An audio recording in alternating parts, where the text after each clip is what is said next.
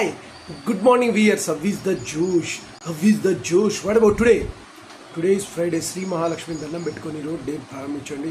అందరూ బాగుండాలి, అందులోనే ఉండాలని కాన్సెప్ట్తో మన శేషు ఛానల్ ట్రావెల్ అవుతుంది కాబట్టి మార్నింగ్ యోగాలు ఎక్సర్సైజ్ చేశారా? Very good. Competitive levels prepare అయ్యే వాళ్ళు they are preparing their exams are very nice. What about today's topic? Today's topic వచ్చి సక్సెస్ ఫార్ములా. సక్సెస్ ఫార్ములాలో 50% of the discipline, 25% of the consistency, 15% of the mind set, 5% of thinking level. అంటే 5% మీరు ఏ విధంగా hard work చేస్తారు, ఇంకో 5% of the smart work. So total వచ్చి 100%. So first of all discipline ఉంటే మనం 50% సక్సెస్ అయినట్టే. మీ దగ్గర డబ్బులు ఉన్నాయనుకో, దానికి కొంత సేవ్ చేసుకొని ఎంత వాడుకోవాలని తెలిస్తే మీరు సక్సెస్ అయినట్టే.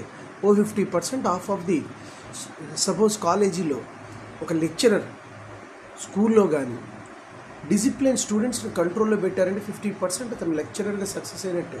Remaining 50% of the remaining cases అవి ఏంటంటే కన్సిస్టెన్సీ, రెగ్యులర్గా ఉండాలి. ఓ 25% అనేది regularity is important. That is also one of the part of the discipline.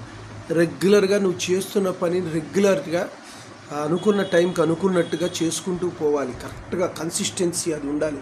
Without consistency you can't do anything. అప్పుడు 75% కవర్ అయింది. తర్వాత 15% mind set in a proper way. దేని మీద పెట్టాలి, దేని మీద పెట్టకూడదు అనే దాని మీద క్లారిటీ ఉండాలి. సో ఇంకా 5% ఏంటంటే లెవెల్ ఆఫ్ హార్డ్ వర్క్. 5%. ఇప్పుడు ఇవన్నీ ఉండేటప్పటికీ ఒక్క 5% హార్డ్ వర్క్ చేసినా కూడా నడిచిపోతుంది. 5% స్మార్ట్ వర్క్.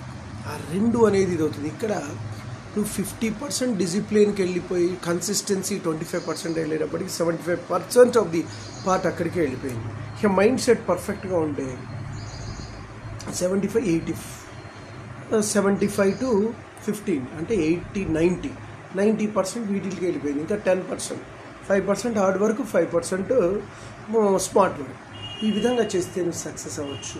సో ఈ విధంగా ఇన్ని పార్ట్స్ అన్నీ కూడా మీరు కాన్సన్ట్రేట్ చేసుకొని, theoretical knowledge is important, but దాని ఇంప్లిమెంటేషన్ ఇన్ ప్రాక్టికల్ వే పెడితేనే దానికి ఒక ఫలితం ఉంటుంది, ఒక నిర్ధారకత ఉంటుంది, ప్రపంచానికి మనం ఏంటో తెలుస్తాం. ఇట్లా కాకుండా ఓన్లీ థియరిటికల్గా యూజ్ చేయడం, ఇవన్నీ కూడా చెప్తున్నది ఫస్ట్ థియరీ ఉండాలి, ప్లానింగ్ ఉండాలి. అవి లేకపోతే వేస్ట్. నువ్వు ఎంత వర్క్లో దిగినా కూడా నీకు వచ్చే ఫేజ్ ప్రాబ్లమ్స్ ఉంటాయి. కాబట్టి థియరిటికల్ ఇంపార్టెంటే, కానీ థియరిటికల్లోనే జీవించకూడదు. వన్స్ ఒక్కసారి థియరిటికల్గా అనాలిసిస్, ప్లానింగ్, స్ట్రాటజీ ఏర్పరిచిన తర్వాత ఇక వర్క్లో పెట్టాలి. అప్పుడు ఇంకా కాన్ఫిడెన్స్ లెవెల్స్ పెరుగుతూ ఉంటాయి.